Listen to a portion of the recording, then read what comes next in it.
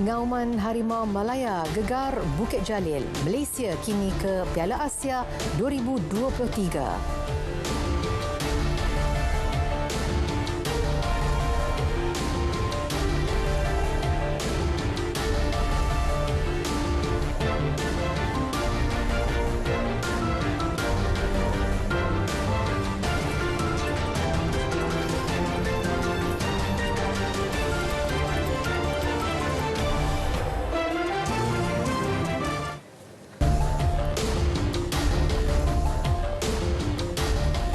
Assalamualaikum dan salam keluarga Malaysia. Anda bersama saya Nurul Alis untuk laporan berita tengah malam.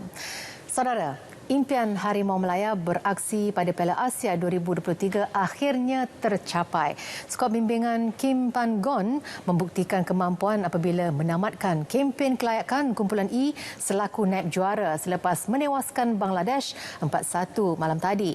Lebih membanggakan, ini juga adalah kali pertama Malaysia layak secara merit ke Piala Asia selepas 42 tahun. Dalam perlawanan yang berlangsung di Stadium Nasional Bukit Jalil pada malam tadi, skuad Harimau Malaya hanya memerlukan sekurang-kurangnya keputusan seri untuk mengesahkan slot ke Piala Asia 2023. Bagaimanapun, skuad bimbingan Pan-gon membuktikan mereka mampu meraih keputusan lebih baik apabila berjaya mendominasi permainan menerusi jaringan awal Safawi Rashid pada minit ke-16. Tekanan terus diberikan kepada Bangladesh apabila Dion Cole menjadikan kedudukan 2-0 pada minit ke-38. Baki dua lagi jaringan skuad kebangsaan dijaringkan oleh Syafiq Ahmad pada minit ke-47 dan Darren Lock pada minit ke-73. Manakala jaringan tunggal pasukan lawan dijaringkan oleh Muhammad Ibrahim pada minit ke-31. Kejayaan Harimau Malaya itu turut diraikan oleh Perdana Menteri Datuk Seri Ismail Sabri Yaakob yang hadir menyaksikan perlawanan tersebut di Stadium Nasional Bukit Jalil. Malaysia kini mengiringi Bahrain ke Piala Asia tahun depan selaku dua wakil daripada kumpulan E.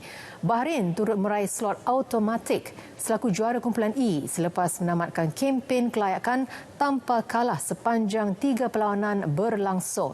Kali terakhir Malaysia layak secara merit ke Piala Asia 2023 ialah pada 1980 di Kuwait dan pada 2007 skuad kebangsaan menyertai Piala Asia selaku tuan rumah bersama Vietnam, Indonesia dan Thailand.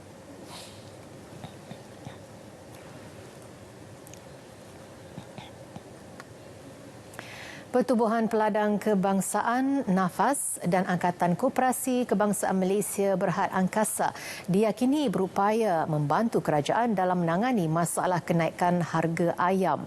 Malah menurut Perdana Menteri Datuk Seri Ismail Sabri Yaakob, inisiatif NAFAS dan Angkasa untuk terlibat secara signifikan dalam industri ternakan ayam selaras saranan Majlis Tindakan Ekonomi sekaligus memperkukuh kerjasama awam dan swasta. Perdana Menteri dalam satu kenyataan memaklumkan NAFAS menyasarkan untuk menguasai 20% pasaran dengan pengeluaran 144 juta ekor ayam setahun, manakala Angkasa 30 juta ekor ayam setahun. Kedua-dua agensi juga lebih proaktif dalam industri penanaman jagung bijirin bagi mengurangkan kebergantungan import makanan ternakan tersebut. NAFAS juga telah mengenal pasti kawasan seluas 12,140 hektar di Kelantan dan Terengganu yang sebelum ini ditanam dengan tanaman tembakau untuk tanaman jagung bijirin. Manakala Angkasa mengenal pasti kawasan seluas 4,000 hektar tanah di seluruh negara dengan kerjasama Kementerian Pertanian dan Industri Makanan. Setiap hektar mampu mengeluarkan 5 tan jagung bijirin dan menampung 20% keperluan import bijian itu dalam tempoh 5 tahun ini. Pagi tadi, Perdana Menteri membuat pertemuan dengan ahli jemaah pengarah NAFAS dan anggota lembaga Angkasa bagi membincangkan langkah menjamin sekuriti makanan negara. NAFAS dan Angkasa akan terlibat dalam keseluruhan ekosistem industri ayam sehingga bekalan sampai kepada pengguna. Pendekatan libat urus bersama pemain industri dalam menentukan harga siling barang dan makanan diteruskan bagi mencapai situasi menang-menang kepada penternak, pemborong, peniaga dan pengguna. Pelaksanaan itu selaras keputusan kerajaan memperkenalkan harga siling bergerak yang berubah kepada faktor harga input bagi mengatasi masalah sekuriti makanan. Semua aspek diambil kira untuk diperhalusi serta dibawa ke meja rundingan dengan pihak berkepentingan iaitu kementerian dan agensi berkaitan, penternak, pemborong dan persatuan pengguna. Kementerian Perdagangan Dalam Negeri dan Hal Ehwal Pengguna KPDN HEP juga optimis subsidi untuk golongan layak terutama B40 perlu diteruskan. Saya nampak subsidi itu setakat ini kajian tidak boleh berhenti. Saya nampak. Untuk nak stabilize benda ni dan nak pastikan rakyat yang B40 ni dapat nikmat, kajian akan terus subsidi. Mungkin kadar subsidi mungkin akan lebih kekurangan. Kalau maintain sekarang ni, kajian dengan 4 bulan ni, kajian belanja 723 juta. 4 bulan, bukan setahun. 4 bulan. Mungkin dengan bergerak ni, mungkin dapat kurangkan sikit lah beban kajian. Itu harapan kita lah.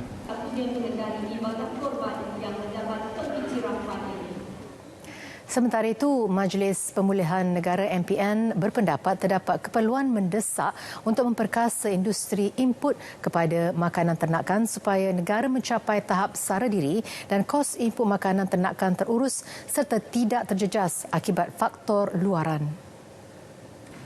Semua pemegang taruh harus bekerjasama dalam menangani kenaikan harga barang, terutamanya barang makanan supaya semua rakyat Malaysia dapat menikmati hasil pemulihan ekonomi pasca pandemik yang lebih menyeluruh dan bermakna. Majlis ini memberi pandangan mungkin wajar supaya kerajaan meliti semula dasar import bahan makanan ternakan tadi dan diusahakan supaya sebahagian kalaupun tak kesemua bahan makanan ternakan ataupun feed meal tu dikeluarkan dalam negara. Beliau bercakap kepada media selepas mempengerusikan mesyuarat MPN di Putrajaya. Suruhanjaya Komunikasi dan Multimedia MCMC digesa melaksanakan pemetaan sendiri dan tidak bergantung kepada data atau laporan syarikat telekomunikasi di negara ini. Menurut Menteri Komunikasi dan Multimedia, Tan Sri Anwar Musa berkata perkara tersebut akan dijadikan sebagai audit prestasi telco agensi itu.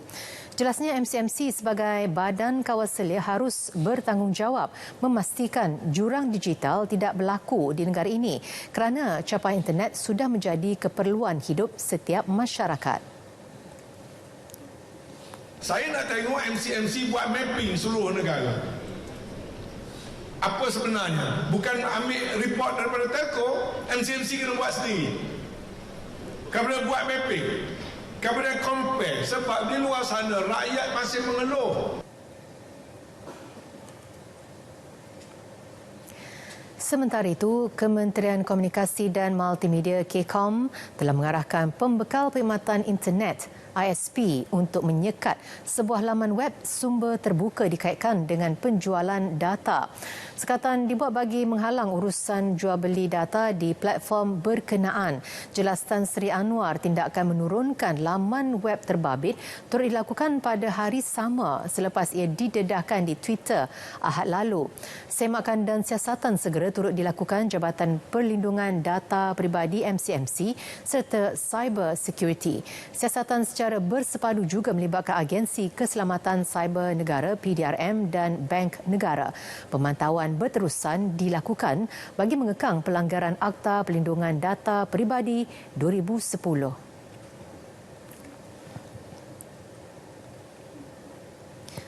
Pembinaan empangan hidroelektrik Nenggiri di Gua Musang, Kelantan yang dilaksana berdasarkan beberapa kajian akan diteruskan. Menteri Tenaga dan Sumber Asli Datuk Seri Taqiyuddin Hassan menjelaskan ia berteraskan 3 matlamat utama iaitu sebagai penjanaan elektrik, tebatan banjir serta sumber air bersih selain bagi tujuan eko pelancongan. Kajian penilaian kesan alam sekitar, penilaian impak warisan dan penilaian impak sosial telah dijalankan. Malah Suruhanjaya Hak Asasi Manusia turut dilibatkan sebagai orang tengah antara masyarakat orang asli di kawasan terlibat dengan kerajaan dan TNB. Orang asli di perkampungan yang terlibat di hidro negeri ini, beberapa kampung, 3 kampung, telah diberikan tempat penempatan dengan pembiayaan daripada kerajaan dan juga TNB sendiri.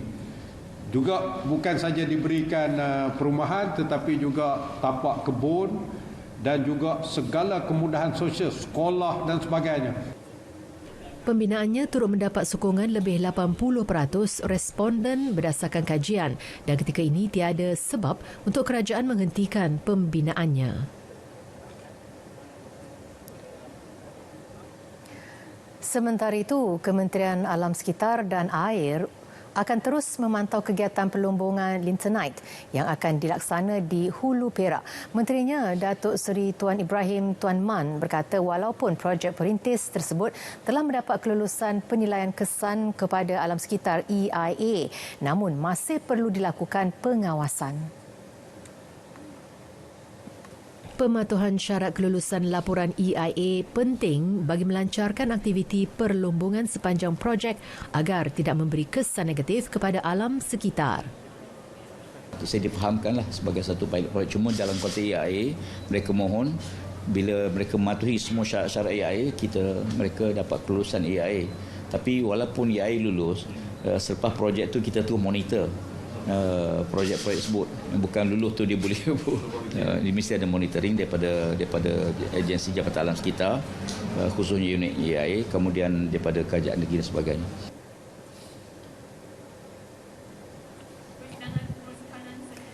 Dalam pada itu, di Pahang, kajian menyeluruh dan terperinci akan dilaksana sebelum sebarang keputusan dimuktamadkan berhubung rancangan tempatan daerah RTD Bentong dan rancangan khas kawasan RKK Janda Baik. Menteri Besar Pahang, Datuk Seri Wan Rosdi Wan Ismail berkata kerajaan kini sedang mengkaji implikasi jika projek itu diteruskan. Kita akan buat kajian dulu.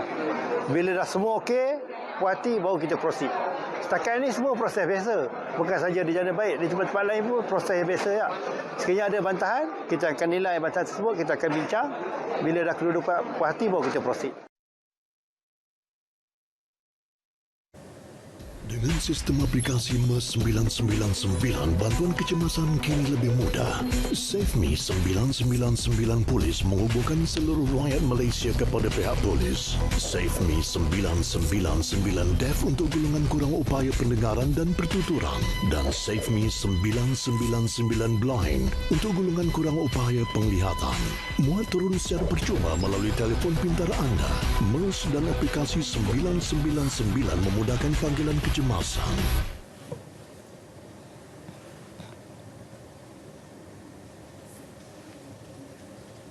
Bersua kembali.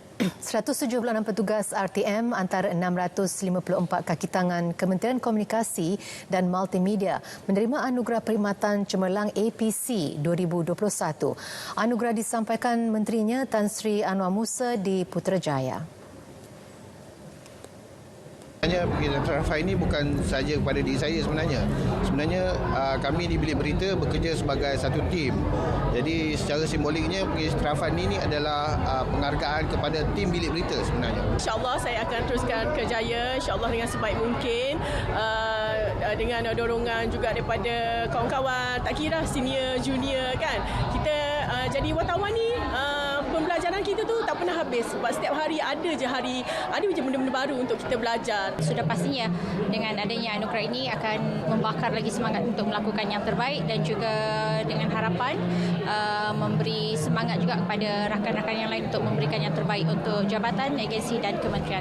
Adanya anugerah perkhidmatan cemerlang ini, staf akan berasa lebih bermotivasi lah untuk memberi perkhidmatan lebih dan cemerlang kepada rakyat. Sebenarnya kita bekerja ni sebagai satu ibadah lah kan, satu amanah dan kita jalankanlah sebaiknya dan kita berusaha untuk sentiasa meningkatkan prestasi diri.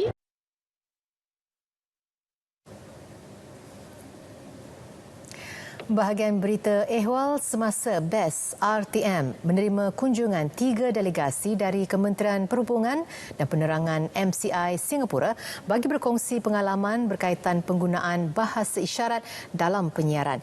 Ia dilaksana menerusi program Translator Immersion melibatkan perkongsian 5 jurubahasa isyarat Malaysia JBIM berpengalaman yang sedang berkhidmat di RTM. Sesi perkongsian itu bagi mendapatkan pengalaman dan kepakaran RTM yang merupakan perintis kepada khidmat jurubahasa isyarat dalam bidang penyiaran di negara ini. Delegasi Singapura diwakili Lu Kaizia, Sarina Muhammad Rasul dan Nitish Senthur M dari bahagian komunikasi awam MCI. Manakala RTM diwakili pengarah BES Zuraida Muhammad Arif dan barisan pengurusan BES. Kesemua delegasi dari Singapura turut dibawa melawat ke sekitar bangunan Wisma Berita bagi melihat sendiri perjalanan operasi siaran berita, terutama melibatkan jurubahasa isyarat.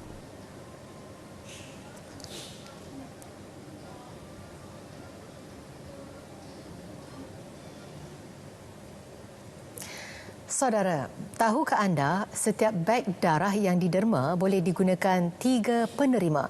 Bagi menghargai para penderma, sambutan Hari Penderma Darah Sedunia disambut setiap 14 Jun. Ikuti laporan disediakan Atikah Makhtar.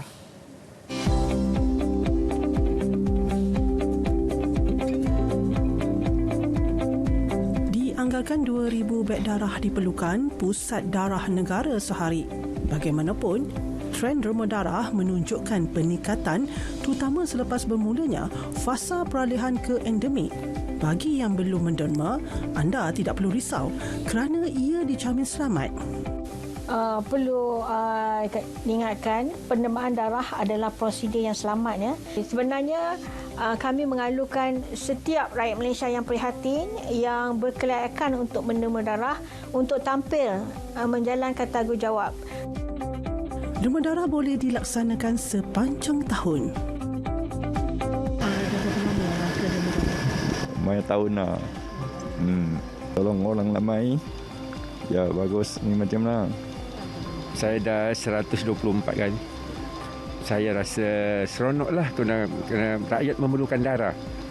Bagi-bagi yang lain, saya harap dapat menderma jugalah. Kita rasa macam seronok lah sebab dapat tolong orang kan. Ini pun salah satu cara daripada yang boleh kita tolong orang lah.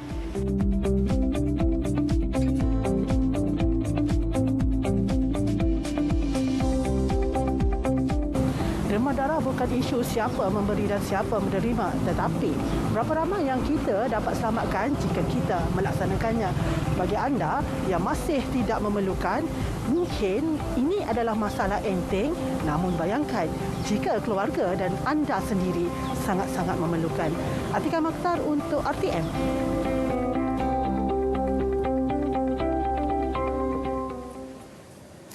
Johor antara negeri merekodkan jumlah penderma darah tertinggi dengan 70,000 individu menderma darah setiap tahun. 50,000 daripadanya merupakan penderma konsisten dan malah ada yang menderma lebih 100 kali. Oleh itu boleh dikatakan di blood bank, di bank darah dalam negeri Johor ni kita cukup untuk kegunaan, dan bukan itu saja, dan kita juga membantu kepada negeri lain. Jika berlaku apa-apa kekurangan di negeri lain, negeri Johor akan membantu mereka supaya hantarkan darah daripada negeri Johor untuk membantu mereka. Beliau ditemui pemberita selepas merasmikan sambutan Hari Penderma Darah Sedunia Hospital Sultanah Aminah HSA di Johor Bahru. Secara purata, 120 beg darah diperlukan setiap hari untuk kegunaan HSA sendiri serta 4 hospital di Kulai, Kota Tinggi, Pontian dan Mersing.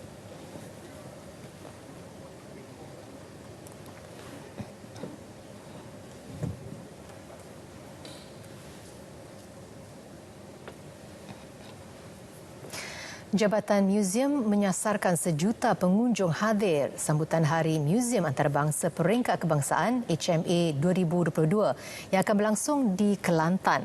Kelantan bakal menjadi tuan rumah buat kali pertama selepas 25 tahun pelaksanaan HMA. Dengan tema keunggulan museum, sambutan itu berlangsung selama seminggu bermula Ahad ini. Setiap negeri yang dipilih itu mempunyai tarikan dan keistimewaan tersendiri. Dan ini kali pertama Kelantan menjadi tuan rumah.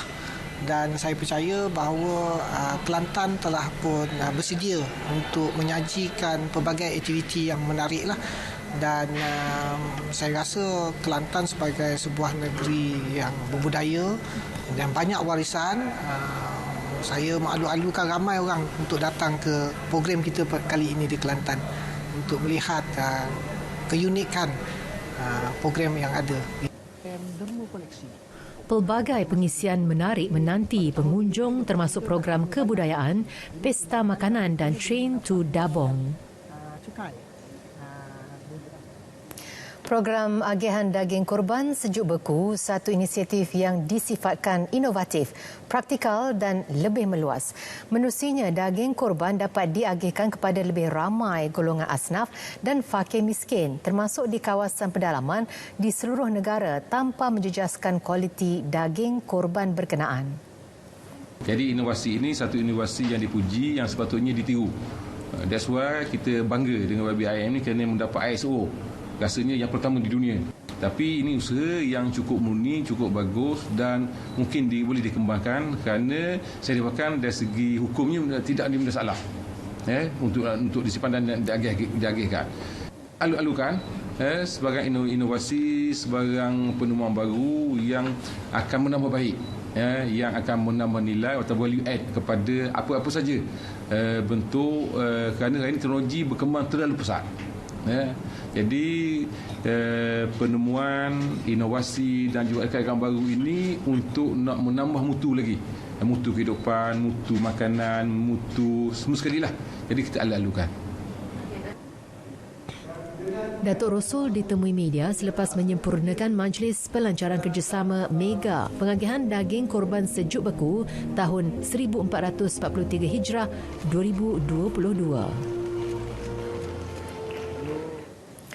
Bukit Aman mengeluarkan penafian berhubung laporan Telegram edisi siasat mengaitkan pegawai tinggi PDRM terlibat dalam sindiket pengedaran dadah. Pengarah Jabatan Siasatan Jenayah Narkotik, Datuk Ayub Khan Maidin Piche menegaskan beliau tidak pernah mengeluarkan sebarang kenyataan kepada akaun tersebut. Katanya laporan tersebut adalah rekaan semata-mata yang berniat jahat untuk menjejaskan kredibiliti pucuk pimpinan tertinggi PDRM. Malah ujar beliau, sekiranya terdapat bukti kukuh mana-mana pegawai atau anggota bersekongkol dengan sindiket pengedaran dadah, PDRM tidak akan teragak-agak mengambil tindakan tegas. Beliau turut mengingatkan masyarakat supaya tidak mudah terpengaruh dengan sebarang kenyataan tidak berasas. Aset dilucut hak bernilai 5.1 bilion ringgit dipulangkan kepada Kerajaan Malaysia tahun lalu. Menurut Ketua Pesuruhjaya Suruhanjaya Pencegahan Rasuah Malaysia, SPRM Tan Sri Azam Baki, 99.57% daripada jumlah aset yang dilucut hak adalah berkaitan 1MDB. Siasatan SPRM juga membawa 152 kes pelucut hakan harta dikendalikan di mahkamah dengan 121 daripadanya telah selesai. 117 kes atau 96.7% memihak kepada pendakwa raya dan 4 kes atau 2.2% tidak memihak kepada pendakwa raya. Beliau berucap pada Majlis Anugerah Media SPRM 2021 di Putrajaya. Pada majlis tersebut, laporan berita mengenai kes penggodaman data imigresen oleh RTM menang anugerah juri kategori media elektronik Suruhanjaya Pencegahan Rasuah SPRM 2021. Kemenangan membolehkan wartawannya Grace Aisyah Kedayan membawa pulang sijil penghargaan dan wang tunai RM500.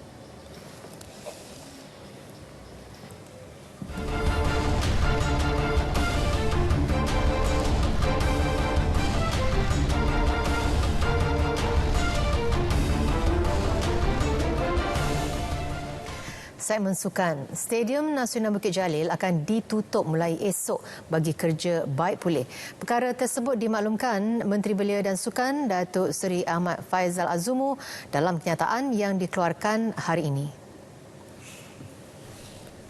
Menurut beliau, proses baik pulih harus dipercepatkan dan tidak boleh ditangguhkan lagi. Dalam kenyataan tersebut, beliau menyatakan pihaknya memandang serius terhadap isu kualiti padang serta fasiliti Stadium Nasional Bukit Jalil dan tidak boleh terus memperjudikan maruah negara dengan melengahkan lagi tindakan yang sewajarnya. Tegas beliau, isu kualiti padang serta fasilitinya adalah isu legasi yang harus ditangani secara pantas dan tuntas. Menjelang Sukan SEA Kemboja 2023, Menteri Belia dan Sukan Datuk Seri Ahmad Faizal Azumu menyeru ke semua persatuan sukan kebangsaan agar mula melakukan persiapan sewajarnya. Ia bagi membolehkan Malaysia meraih keputusan membanggakan pada Tamasya Dwi tahunan tersebut.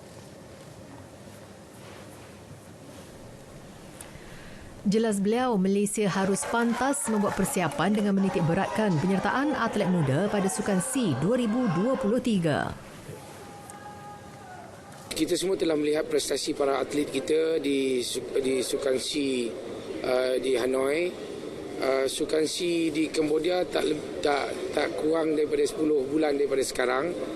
Persiapan perlu dibuat, namun saya kira atlet-atlet yang telah mewakili negara di Sukan Hanoi juga berpeluang untuk mewakili negara, ramai di kalangan mereka yang berpeluang untuk mewakili negara di Sukan SEA Cambodia. Maka saya harap semua persatuan-persatuan sukan bekerjasama dengan pihak Majlis Sukan Negara segera mengambil langkah-langkah proaktif untuk road to Cambodia. Jadi fokus kepada latihan perlu dibuat segera. Sejumlah 40 sukan akan dipertandingkan pada Sukan SEA ke-32 di Kemboja tahun depan. Kita beralih ke perkembangan Liga Malaysia. Perak FC kini dalam usaha untuk menandatangani 3 pemain import baharu dalam masa terdekat. Perkara itu diumumkan Ketua Pegawai Eksekutif sementara Perak FC, Bobby Farid Syamsuddin, menerusi satu kenyataan dikeluarkan hari ini. Menurut beliau, salah seorang pemain tersebut adalah Stipe Plazibat dari Croatia yang akan beraksi di posisi penyerang. Pemain itu pernah beraksi bersama pasukan Lion City Sailors dalam saingan Liga Singapura pada tahun lalu dengan menjaringkan 14 gol dalam 17 penampilan. Dalam pada itu, 2 pemain lain yang akan menyertai pasukan adalah Luciano Guachochea dari Argentina serta Sande Kolawole Afolabi dari Nigeria. Masing-masing akan bermain di posisi tengah. Jelas Bobby, langkah menandatangani pemain import dilihat sebagai usaha untuk memperkuat pasukan selain misi keluar dari zon penyingkiran.